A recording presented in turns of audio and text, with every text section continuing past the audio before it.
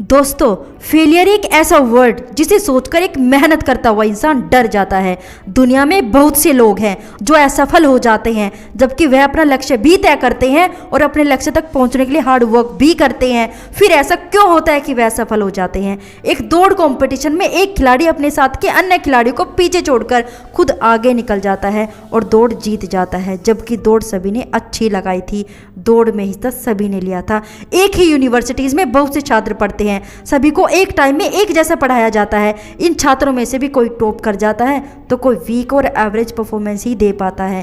क्या कारण है कि एक क्रिकेटर अच्छा खेलकर सेंचुरी बनाता है जबकि दूसरा क्रिकेटर उसी मैच में बहुत कम रन ही बना पाता है, जबकि दोनों ने एक ही साथ मैच की प्रैक्टिस की थी? क्या कारण है कि कोई व्यक्ति इतनी प्रॉब्लम होने के बावजूद भी सक्सेस हो जाता है जबकि वह व्यक्ति असफल हो जाता है जिसकी जिंदगी में कोई परेशानी ही नहीं थी? दोस्तों, एकाग्रता, कंसंट्रेशन पावर। जब हम एकाग्र होते हैं तो हमें अपने लक्ष्य के अलावा और कोई चीज़ दिखाई नहीं देती और हमारी सारी ऊर्जा उसी लक्ष्य की ओर केंद्रित हो जाती है और हम जीत जाते हैं। हम विजयी कहलाते हैं, सफल होकर कुछ अच्छा कर पाते हैं। जबकि हमारी जैसी नॉलेज और एबिलिटी रखने वाले इस दुनिया में बहुत सारे लोग एकाग्रता की कमी से असफल रह जाते हैं।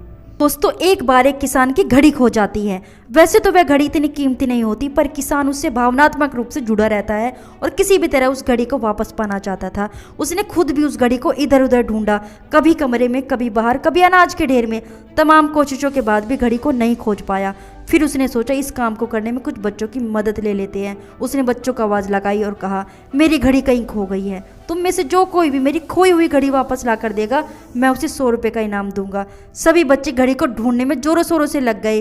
वह हर जगह घड़ी को ढूंढने लगे, ऊपर नीचे बाहर हर जगह। घंटों बीत जाने के बाद भी घड़ी नहीं मिली। अब लगभग सभी बच्चे हार मान चुके थे और किसान को भी यही लगने लगा अब घड़ी नहीं मिलेगी। तभी एक बच्चा उसके पास आया और बोला, मुझे एक मौका और दीजिए, पर इस बार मैं घड़ी को अकेले ही ढूंढना चाहता हूँ। किसान ने तुरंत हाँ कर दी क्योंकि उसे तो सिर्फ घड़ी चाहिए थी। वह बच्चा एक एक करके कमरों में जाने लगा और जब वह किसान के कमरे से निकला तो घड़ी उसके हाथ में थी।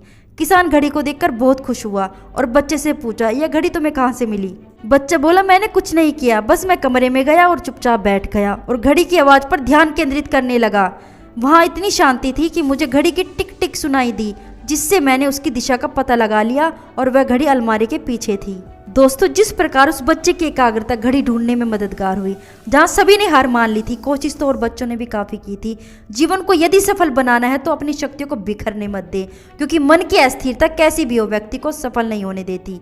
दोस्तों, सोलोमन आइलैंड के आदिवासी लोग पेड़ों को काटते नहीं हैं। वे पेड़ों के पास इकट्ठा हो जाते हैं और घंटों तक पेड़ों को कोसते ही रहते हैं, जी भरकर गालियां देते हैं, जिसकी वजह से कुछ हफ्तों बाद ही पेड़ अपने आप सूखकर नीचे गिर जाता है। द बायोलॉजी ऑफ बिलीफ के लेखक ब्रूस लिप्टन बताते हैं कि जब सोलोमन आइलैंड के लोग पेड़ों को कोसते हैं तो वह पेड़ों के माइंड में नकारात्मक और खतरनाक विचार भर देते हैं, जिस वजह से पेड़ों का मॉलिक्यूल सिस्टम बिगड़ जाता है और वह फिर अपने आप गिर जाते हैं।